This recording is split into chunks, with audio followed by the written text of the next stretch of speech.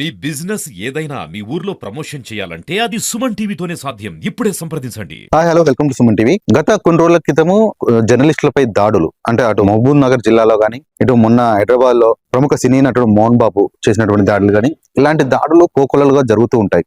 కొన్ని బయటికి వస్తుంటే కొన్ని బయటికి రానటువంటి ఉంటాయి. ప్రస్తుతం అయితే మనము ఏజెన్సీ ప్రాంతమైనటువంటి మహబూబాద్ జిల్లాలో ఉన్నాము. తెలంగాణ జర్నలిస్ట్ యూనియన్ ప్రెసిడెంట్ మనతో పాటు ఉన్నారు.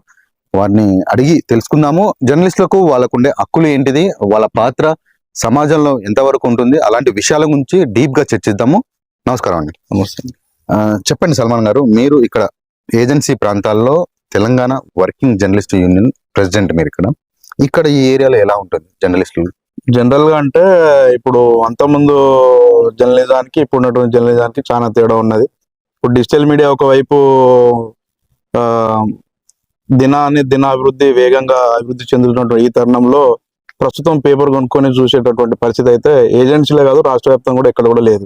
అది మనందరం కూడా అర్థం చేసుకోవాల్సిన విషయం. ప్రతి ఒక్కటి కూడా ఈ రోజు OTT platform, digital platform, Facebook ఇటువంటి దాని మీదనే మొత్తం వ్యవస్థ అనేది రన్ అవుతున్నది. అదంతా మనకు తెలిసిన విషయమే.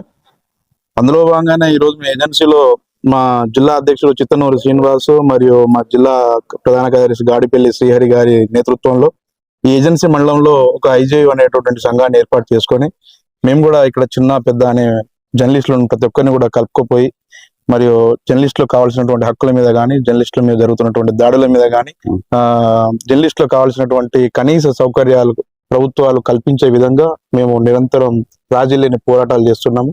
అందులో భాగంగానే ఏజెన్సీ ప్రాంతాల్లో కూడా ముఖ్యంగా వర్కింగ్ జర్నలిస్టులు ఎవరెవరైతే ఉన్నారో వాళ్ళందరికీ కూడా ఇళ్ల స్థలాలు కానీ, జర్నలిస్టుల పిల్లలకు ఉచిత కార్పొరేట్ విద్యను అందించే విధంగా, మరియు ఏదైనా ప్రమాదం జరిగితే జర్నలిస్టు యొక్క కుటుంబాన్ని ఆదుకునే విధంగా ఒక 10 లక్షల ప్రమాద బీమా కల్పించాలనే ఉద్దేశంతో పాటు ఇంకొకటి కార్పొరేట్ వైద్యశాలలో కానీ, కార్పొరేట్ హాస్పిటల్లో వర్కింగ్ జర్నలిస్ట్ యొక్క కుటుంబాన్ని ఉచిత వైద్యం చేయాలనే విధంగా మీరు కృషి చేస్తారు. రాజీ లేని పోరాటాలు మేము చేస్తున్నాం. గత కొన్ని రోజుల క్రితము అటు హైదరాబాద్ లో కావచ్చు, అంత ముందుకు మహబూబ్నగర్ జిల్లాలో ఒక లేడీ జర్నలిస్ట్ పై దాడులు కానీ, గత కొన్ని రోజుల క్రితము హైదరాబాద్ లో ప్రముఖులు సినీ నటుడు మోహన్ బాబు చేసిన దాడి, తర్వాత ఆయన క్షమాపణలు అడిగాడు. ఇదంతా పక్కన పెట్టేస్తే ఇలాంటి దాడులు జరిగినప్పుడు కొందరు కావాలని, కొన్ని ఏమో యాదృచ్ఛికంగా అనుకోకుండా జరుగుతూ ఉంటాయి. ఇలాంటి దాడులు జరిగే క్రమంలో జర్నలిస్టుల హక్కులు ఏంటి, అంటే వాళ్ళ మీద దాడి జరిగినప్పుడు వాళ్ళు ఎలా ప్రొటెస్ట్ చేస్తారు, వాళ్ళ హక్కులు ఏంటిది, వాళ్ళ ఉన్నటువంటి భావ స్వేచ్ఛ హక్కు కానీ, అంటే వాళ్ళ ఉన్నటువంటి దాన్ని స్వేచ్ఛని బయటికి ఎక్స్ప్రెస్ చేయడానికి ఎలా? ముఖ్యంగా భారత రాజ్యాంగంలో 4వ మూల స్తంభం అని 4th ఎస్టేట్ అని మా మీడియా రంగాన్ని అంటారు, అందరికీ తెలిసిందే. 4th estate is all cover the all democracy and all services అన్నట్టు మనం మాట్లాడుతాం. ఇంకోటి ఏంటంటే భారత రాజ్యాంగంలో 4th ఎస్టేట్ అనేది పత్రికా రంగానికి ఎందుకు వచ్చినట్టు, సమాజంలో ఒక నిర్మాణాత్మకమైనటువంటి పాత్ర పోషించేది మా జర్నలిస్టులే, మా మీడియా రంగము. అదేవిధంగా ప్రభుత్వం యొక్క వ్యతిరేక విధానాలు కావచ్చు, ప్రభుత్వం యొక్క పనితీరును కానీ ప్రజలలో మేము నిరంతరం సమాచారం అందించే పనిలో మేము ఉంటాం. కొన్ని దాడులు యాదృచ్ఛికంగా జరుగుతున్నాయా, కావాలని జరుగుతున్నాయా అనేది ఇప్పటికి కూడా అర్థం కావట్లేదు. రాజ్యాంగం కల్పించినటువంటి 19/1AB ఆర్టికల్ ప్రకారము ప్రతి ఒక్క వర్కింగ్ జర్నలిస్టుకు భావ స్వేచ్ఛ ప్రకటనకు అడ్డం కాకుండా, వాళ్ళ యొక్క హక్కులను ఎక్కడ కూడా ఇబ్బంది కలగకుండా కేంద్ర రాష్ట్ర ప్రభుత్వాలు ఒక ప్రత్యేకమైనటువంటి చట్టాన్ని తీసుకురావాలనేది కూడా మేము కోరుతున్నాం, డిమాండ్ చేస్తున్నాం. ఇది ఒక హైదరాబాద్ మట్టికే కాకుండా రాష్ట్ర వ్యాప్తంగా చాలా చోట్లలో కూడా ఇటువంటి వర్కింగ్ జర్నలిస్టుల మీద దాడులు జరుగుతున్నాయి. ప్రత్యేకంగా కేంద్ర రాష్ట్ర ప్రభుత్వాలు వీటి మీద ఒక ప్రత్యేక దృష్టి సారించాలనేది మేము కోరుకుంటున్నాం. ఇక్కడ ఈ ఏజెన్సీ ఏరియాలో ఎలా ఉంటుందండి? ఈ ఏజెన్సీ ఏరియాలలో రాజకీయ ప్రమేయం అంటే ఒత్తిళ్ల ద్వారా కొంతమంది వార్తలను కూడా సేకరించలేకపోతున్నారు. సేకరించలేకపోతున్నారు. కారణం ఏంటంటే అధికార బలం, అంగబలం అనేటివి చాలా విధాలుగా మనం చూసుకోవచ్చు. సరే, ఏది ఏమైనప్పటికీ కూడా డెమోక్రసీలో 4th ఎస్టేట్ అనేది ఒక ప్రముఖ పాత్ర వహిస్తుంది. ప్రశ్నించే విధంగానే ఇప్పుడు ప్రశ్నించే గొంతుకలు ఎన్ని ఒత్తిళ్లు చేసినా, ఎన్ని దాడులు జరిగినా కూడా ఈ ప్రశ్నించే తత్వం అనేది ఎప్పుడు కూడా ప్రశ్నించే గొంతు అనేది మూగబోదు. ఫర్ ఎగ్జాంపుల్ ఒక తీర్మార్ మల్లనే మనం ఉదాహరణగా తీసుకోవచ్చు. సొంత పార్టీ కాంగ్రెస్ పార్టీలో ఉండి కూడా ప్రజా వ్యతిరేక విధానాలు ఏ విధంగా ఈ రోజు నిన్న అసెంబ్లీలో మన ఎమ్మెల్సీలో శాసనమండలిలో ఈడబ్ల్యూఎస్ గురించి ప్రశ్నించి గొంతెత్తి మాట్లాడినంటే ఒక తీర్మానం మళ్ళీ వర్కింగ్ జర్నలిస్ట్. సో ఏదేమైనప్పటికీ కూడా ఏం చేయాలన్నా ప్రజల యొక్క ఆకాంక్ష అనుకూలంగా ప్రభుత్వాలు పనిచేయాలన్నా కూడా ప్రభుత్వం యొక్క వ్యతిరేక విధానాలు ఎండగట్టడంలో కూడా మా వర్కింగ్ జర్నలిస్టులదే ఒక ప్రముఖ పాత్ర ఉంటది. కాబట్టి కేంద్ర రాష్ట్ర ప్రభుత్వాలు కూడా తక్షణమే ఒక మీడియా రక్షణ చట్టాన్ని మరియు ఇటువంటి జరుగుతున్నటువంటి దాడుల మీద ఒక ప్రత్యేకంగా ఒక మీడియా అకాడమీ చైర్మన్ కూడా ఒక ప్రత్యేక దృష్టి పెట్టాలి. సినీ నటులకు ఒక న్యాయం, వేరే వాళ్ళు అన్నట్టు అటువంటిది ఏం కాకుండా అలా ఈక్వల్ అన్నట్టు చేస్తే బాగుంటుందని మా ఈ ఏజెన్సీ ఏరియాలో అంటే మీడియా పైన దాడులు అంటే ఇలాంటి చాలా తక్కువ ఉంటాయి, బట్ ఒత్తిళ్లు ఎక్కువ ఉంటాయి కూడా. ఇక్కడ ఉన్నటువంటి అధికారులు ఎలా ఉంటారు?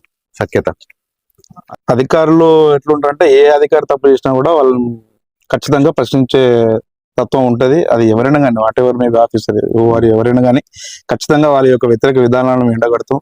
ఏజెన్సీలో వాళ్ళ యొక్క సర్వీస్ చాలా ముఖ్యం కాబట్టి, ముఖ్యంగా ఇక్కడ ఎక్కువ 75% దాకా ట్రైబ్స్ ఉంటారు కాబట్టి మేము ఖచ్చితంగా స్పెషల్ ఫోకస్ అనేది వాళ్ళ ఆఫీసర్ల యొక్క విధుల పట్ల కానిచ్చు, వాళ్ళ ఇంకా సర్వే ఏమున్నా కూడా మేము ఎమ్మటెమ్మటే వాళ్ళకి మేము తెలియపరుస్తాం. TIJU దీని విధి విధానాలు ఏంటి? ఉమ్మడి ఆంధ్రప్రదేశ్ లోనే ఐజేయుగా అప్పుడు కొనసాగుతున్నటువంటి ఈ యూనియన్ ఒక 70 సంవత్సరాల నుంచి రాజీ లేని పోరాటాలు చేస్తున్నదండి. ఇప్పటి కాదు, ఢిల్లీ నుంచి గల్లీ వరకు ఉన్నది. ముఖ్యంగా కొట్లాడి తెచ్చుకున్న తెలంగాణలో అందరూ ఏ విధంగానైతే ఆశపడ్డారో దీంట్లో వర్కింగ్ జర్నలిస్టులు కూడా ఆ విధంగానే ఆశించిన మేరకు ప్రత్యేక రాష్ట్రం ఏర్పడితే వర్కింగ్ జర్నలిస్టుల యొక్క ఆకాంక్ష నెరవేరుతుంది కావచ్చని ఏ విధంగా అయితే ఆశపడ్డారో గత 10 ఏళ్ళుగా గత పాలకులు కేసీఆర్ గవర్నమెంట్ లో 4th ఎస్టేట్ అనేది కనుమరుగు అయ్యేటట్టు అయిపోయింది. ఇప్పుడు ఇక్కడ ఉన్న మీడియా మిత్రులు జర్నలిస్టులు కానీ అంటే ఏం కావాలనుకుంటారు? ఎలాంటి మీడియా జర్నలిస్టులకు ఏం కావాలి? ఏం లేదు, మేము ఒకటే అనేది ఏంటంటే విలువలతో కూడిన జర్నలిజం చేయమంటారు మేము అంతే. ఏదో మీడియాను అడ్డం పెట్టుకొని ఛానల్ అడ్డం పెట్టుకొని అమాయకులను బాధ పెట్టించుకుంటా, అమాయక ఆఫీసర్లను ఇబ్బందులు పెట్టుకుంటా. ఇప్పుడు ఫర్ ఎగ్జాంపుల్ ఇది మొత్తం రిజర్వ్ ఫారెస్ట్ భూములు అండి. ఇక్కడ ఉన్నటువంటి అన్ని ల్యాండ్స్ అన్ని కూడా ROFR హక్కు పత్రాలు అవన్నీ ఉన్నటువంటి భూములే. గత 10 ఏళ్ళలో ఇక్కడ ఒక ట్రాక్టర్ మురం కూడా తీసుకోకుండా ఫారెస్ట్ నిర్బంధం ఉండేది ఇక్కడ. ఇప్పుడు సరే ఇక్కడ శాసనసభ్యురాలు, లోకల్ మంత్రి గారు, గౌరవనీయులైన MP గారు, ఇటు కన్సల్ట్ ఫారెస్ట్ అధికారులతో మాట్లాడుకొని చిన్న చిన్న మినహాయింపులు అనేది జరుగుతుంది. ఇంకా వస్తే ఎలాంటి మార్పులు రావాలనుకుంటున్నారు? ఇక్కడ ఏజెన్సీ ఏరియా ఇక్కడ ఏం లేదండి. ఇక్కడ ఉన్నది 170 యాక్ట్ ఏజెన్సీలో 5th షెడ్యూల్ ఏరియాలో భాగంగా ఇదంతా ఉన్నటువంటి ఏరియా. సో మా స్పెషల్ రిక్వెస్ట్ కూడా మేము ఒక్కటే గవర్నమెంట్ కి అప్పీల్ చేసేది ఏంటంటే, మా కొత్తగూడ, గంగారం, గూడూరు, గార్ల, బయారం అనేటువంటి ఒక మహబూబాద్ జిల్లాలో ఒక 5 ఏజెన్సీ మండలాలు ఉన్నాయి. దీంట్లో ఉన్నటువంటి వర్కింగ్ జర్నలిస్టులు అందరూ కూడా జిల్లా కేంద్రంలో మాకు ఒక ఇంటి సదుపాయాన్ని, గృహ నిర్మాణం కొరకు ఒక పక్కా గృహాలు మంజూరు చేస్తే మా యొక్క చిరకాల ఆకాంక్ష నెరవేరుతుందని తెలియజేస్తున్నాం. అంటే రాష్ట్ర ప్రభుత్వం కూడా దీని మీద ఒక ప్రత్యేకమైన దృష్టి, మన గూడూరు IJU మహాసభలో కూడా మా స్థానిక ఎమ్మెల్యే మురళీ నాయక్ గారు, మా మంత్రి సీతక్క గారు, బలరాం నాయక్ గారు, గౌరవనీయులు MP గారు, వాళ్ళందరూ కూడా ఈ 5 మండలాలకు సంబంధించినటువంటి వర్కింగ్ జర్నలిస్టులు అందరికీ కూడా మహబూబాద్ జిల్లా కేంద్రంలోనే మేము అలాట్ చేస్తామనేటువంటి జరిగింది. కాకపోతే ఏంటంటే ఇది ఒక కార్యాచరణ మా జిల్లా అధ్యక్షుడు చిత్తనూరు శ్రీనివాస్ గారి ఆధ్వర్యంలో దీన్ని ఇంకొందిగా ముందుకు పోవడానికి మేము ప్రయత్నం చేస్తాం.